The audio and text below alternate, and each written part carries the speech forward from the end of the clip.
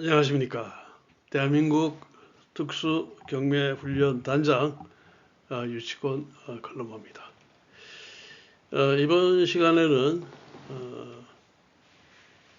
이 법정지상권, 재미있는 법정지상권 시리즈 3으로 지금 말씀을 드리겠습니다.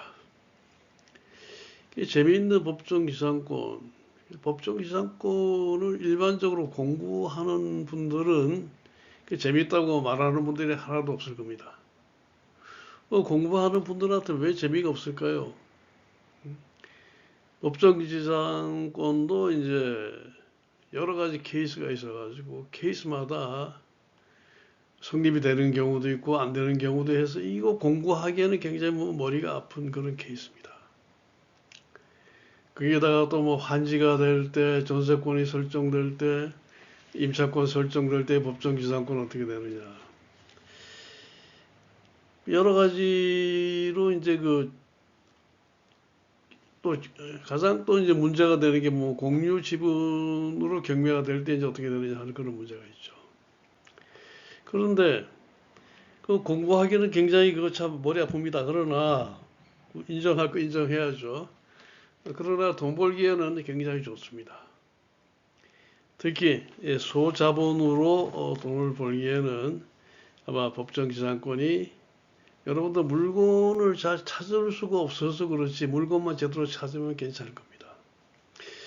근데 법정지상권은 관습법상의 법정지상권이 있어요. 또 무슨 소리예요? 법정지상권은 뭐고 관습법상의 법정지상권은 뭐냐?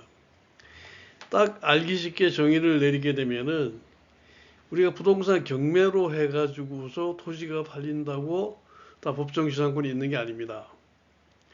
임의 경매로 매각되는 것만 법정지상권이 성립이 되는 것이고, 그 다음에 이제 자산관리공사의 공매나 그렇지 않으면 강제 경매인 경우는 이 관습법상의 법정지상권이 됩니다. 관습법상의 법정지상권이나 그냥 법정지상권이나 내용은 같아요. 실제 등기부에 올라가는 약정 법정지상권하고 그렇게 다를 바가 없습니다. 그 지상권이 들어가면 실질적으로 행사할 수 있는 권리는 거의 같다 이렇게 봐야 되겠습니다. 그럼 법정지상권은 어떤 성립 요건이 있냐? 우리가 민법 366조 소정의 법정지상권은 경매에 있어서 임의경매입니다. 임의경매에 있어서 경락대금이 납입될 때 그때 이제 그 경매부동산 소유권이 이전되죠. 그럼 이때 법정지상권 성립이 여부가 판가름이 납니다. 왜냐하면은 관습법상 법정지상권이고 그냥 법정지상권이고 토지와 건물의 소유권이 토지는 토지대로 건물은 건물대로 서로 다르게 되기 시작할 그때의 법정지상권 성립 여부가 되죠. 자, 그 후에 이제 지상권을 예를 들면은 건물의 건축 등을 함으로써 건물 부지의 면적이 확장된다 하더라도 이거 당초에 말이죠. 지상권이 미치는 범위를 초과하는 한 관습법상의 법정지상권에 효력가 미치지 않는다 이렇게 되어 있는데 이게 무슨 소리냐면은 예를 들어 가지고서 지금 여러분들 이제 경매 물건 중에서도 그런 물건이 많아요. 보니까 말이죠. 어떤 물건을 보게 되면은 근저당권 설정할 때는 거기 6평짜리 아주 허름한 집 하나밖에 없었습니다. 그런데 이게 이제 경매를 근저당권 설정을 해서 돈을 빌려가지고 거기다가 아주 한 300평 되는 건물을 짓다가 이제 부도가 나와가지고 그리고 경매가 나왔습니다.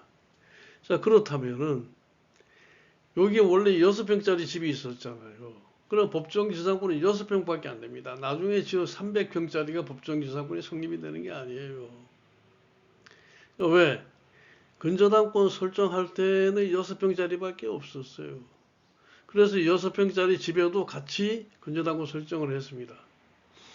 그런데 막상 이제 경매를 하려고 하니까 법원에서 경매를 안 해줘요. 왜 경매를 안 해주느냐?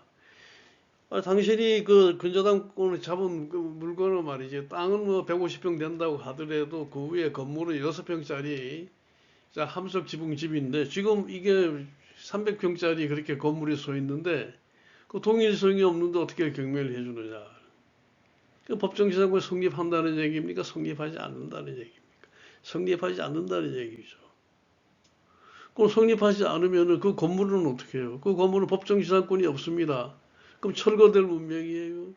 자, 여러분들 300평을 갖다가 요새 골조 올리고 하는데 돈이 얼마 들겠습니까? 평당에 300만 원 들어도 9억이에요. 요새 300만 원 가지고 거기에 프로테지가 건물의 완성도에서 따라 틀립니다만은 보통 일반적으로 골조 다 올라가면 한 55% 치고 있는데, 그럼 55% 요새 이제 뭐 평당에 700만 원 짓는다고 하게 되면 거의 평당 400만 원 들어가죠. 그럼 300평이면 뭐 한 10억이 넘어가는 그런 돈입니다. 땅은 얼마냐? 땅은 말이죠. 이거 위에 건물을 지고 하니까 사람들이 안 삽니다. 특히 지역 사람들은 아이고 그거 골치 아픈 거 왜 사? 그거 안 사요. 토지는 감정이 10억대다가 3억까지 떨어졌어요. 그러면 보세요. 이걸 건물을 사가지고 법정지상권이 없어지게 되면은 자 10억짜리 건물과 10억짜리 땅, 그러니까 20억짜리를 3억 주고 사는 거 아닙니까? 그렇다면 수익이 몇 배? 지금 현재도 그런 건물들은 많아요. 그러니까 여러분들 이런 걸 사가지고서 돈을 벌겠다고 벌고 싶은 분들은 저한테 오셔가지고 번호표를 받으시기 바랍니다. 음. 그것이 지금 현재 그 사실이란 말입니다. 근데 이게 법정지상권이 그럼 재미있습니까? 재미없습니까?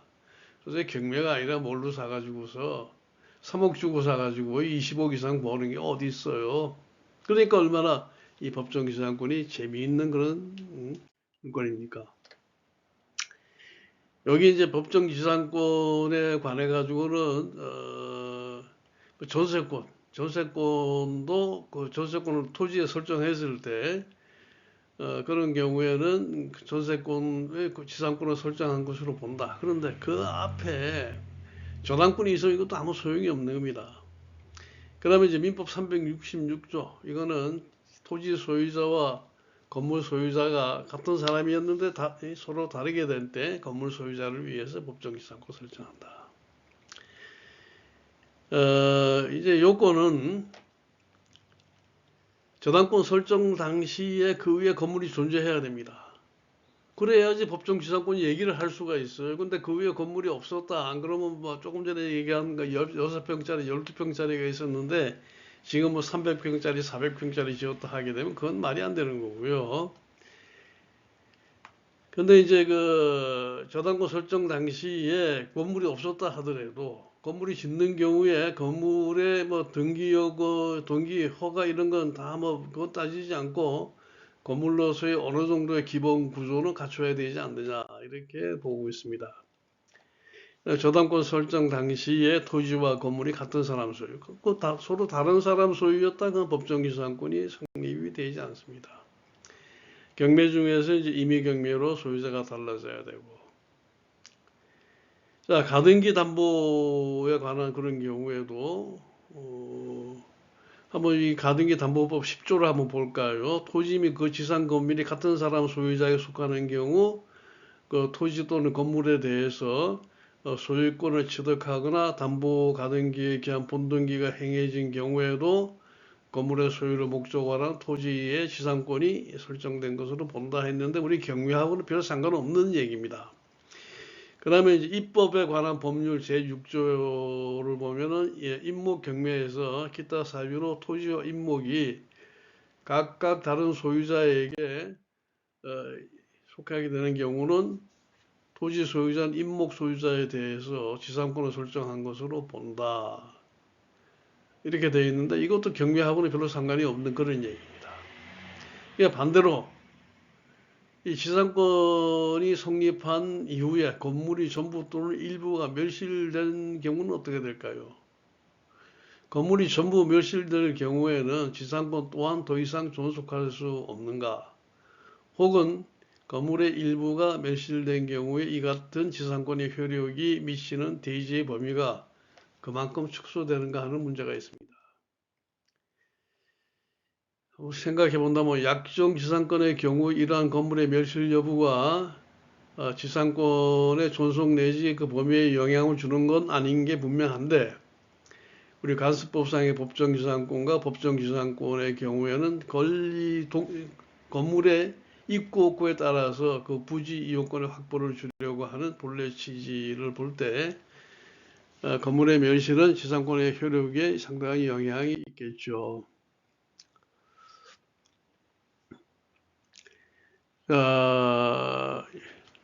여러분들이 이제 법정지상권을 취급하려면 굉장히 중요한 내용입니다. 여기 관습법상의 법정지상권, 그리고 법정지상권자가 건물을 소유 내지 사용하기 위해서 토지를 이용할 수 있는 범위는 건물의 구조 평수, 그 본래 사용 목적이 건물이 서 있는 곳의 객관적인 여러 사정 및 거래 당사자의 의사 등을 종합해서 건물과 사이에 일체성이 있다고 인정되는 대지. 즉 사회 통념에 비추어서 건물을 사용하는 데 일반적인 필요하다고 인정되는 대지라고 할 것이다. 이 말은 이제 무슨 말이냐면 좀 이따 나무로 판례가지고 여기서 얘기를 하는데, 예를 들어 300평의 토지에 매각이 되는데 그 위에 건물이 뭐 30평짜리가 있었습니다. 그러면은 30평짜리 예를 들어 법정지상권이 있든 없든 문제가 아니라 30평짜리 건물이 있다고 토지 300평이 전부 다 이 법정지상권의 영향을 받으면은 그 토지에 법정지상권이 있다고 하면 그 말이 되겠습니까? 안 되겠습니까? 말이 안 되겠죠. 그러면 자, 이 300평의 건물이 토지 한가운데 있다고 합시다. 그러면 이 길을 이렇게 내가지고 대문에서부터 사용하는 길하고 다 하니까 한 70평 정도가 필요하다. 그러면 이 법정지상권 70평에만 영향을 미치는 겁니다. 자, 거꾸로 얘기해가지고, 우리가 이제 법정지상권이 없는 건물이라고 해가지고, 지료 상당의 그 부당이득금 반환 청구할 때도, 당시 300평의 건물이, 30평짜리 건물을 짓고 있으니까 300평의 토지의 사용료에 대한 그런 부담을 해라. 이것도 말이 안 되겠죠. 조금 전에 얘기한 그런 경우에도 한 70평 정도에 해당되는 그것만 가지고 하면 된다. 이렇게 여러분들이 이해를 하시면 되겠습니다. 건물이 중축된 경우에도 이제 법정지상권은 원래 있던 건물을 가지고 얘기가 됩니다. 그러니까 완전히 이제 이 건물을 개축하고 했다고 하게 될 것 같으면 법정지상권 성립이 원래 있던 집에 대해서 되기 때문에 없어요. 성립이 될 수가 없어요. 이게 이제 아직도 부산 같은 경우에는 그런 문제가 많이 생깁니다. 왜냐하면 이제 이 부산의 판잣집들이 전부 다 거기다 이제 빌라를 다 짓고 이렇게 바뀌면서 건물을 재축하면서 원래 건전한권 설정할 때는 10평도 안 되는 그런 판잣집이었는데 지금 말이죠. 보면 뭐 200평짜리 집이 올라가 있고 하단 말입니다. 그 건전한권 설정할 때는 10평짜리 판잣집을 건물, 이 법정지상권이 없어요.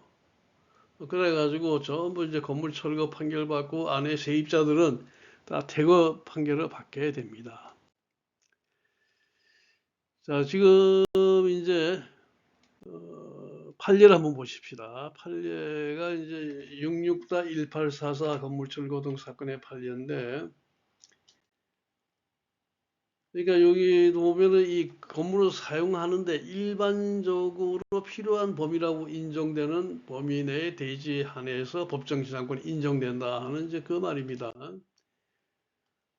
자, 여기 판결 이유를 보면은 토지와 건물을 분리해서 독립된 하나의 부동산으로 취급하고 있는 우리 법 체제 아래에서 같은 사람의 소유에 속하던 토지와 건물이 매매로 인해 가지고 각각 소유가 달라지게 된 경우에 건물 철거한다고 하는 합의가 없는 한 법정지상권 취득하는데, 자, 이 법정지상권은 그 건물의 구조 평수 그리고 본래 사용 목적과 그 건물이 서 있는 곳의 객관적인 여러 가지 사정을 종합해서 건물 사용하는데 필요하다고 인정되는 그런 면적의 범위 안에서 법정기상권 인정돼야 된다. 그 나머지 부분에 대해서까지 인정할 수 없다 하는 그런 해석이 타당하다는 얘기입니다. 자, 보면 현실적으로 광장동 289번지의 1 대지 163평과 그 위에는 건물이 말이죠. 본 건물이 16평이 안 되는 게 피고 소유인데, 피고가 이걸 갖다 원고한테 토지를 넘겼어요. 그 왜? 피고 동생에 대한 채무를 변제하기 위해서 토지로 그 돈을 갚은 겁니다. 그런데 건물은 그대로 살고 있어요. 그러니까 자, 이 토지를 인수한 원고가 집을 갖다 피워달라 하고 소송을 했는데, 자, 여기에서 피고는 건물 소유자로서 법정지상권이 있습니다. 토지와 건물이 똑같이 피고의 소유였다가 토지만 넘겨줬으니까 관습법상의 법정지상권이 있죠. 그래서 그런데 이제 이게 1심, 2심에서는 법정지상권이 있으니까 건물 안 비켜줘도 돼 하고서 그냥 무조건 원고 패소 판결을 내렸어요. 그래서 피고가 이겼는데, 대법원에서는 자, 건물이 16평밖에 안 되는데 그 10평 가차게 되는 토지를 가지고 전부 법정지상권이 인정된다고 하는 건 안 맞다. 그러니 일반적으로 건물을 사용하는데 건물하고 건물사 필요한 부분의 범위 내에 대지 한해 가지고 법정지상권이 있다. 이렇게 판단을 했습니다. 그러니까 이게 합리적인 그런 판단이죠. 재미있는 법정기상권, 저는 다음 시간에 다시 뵙겠습니다.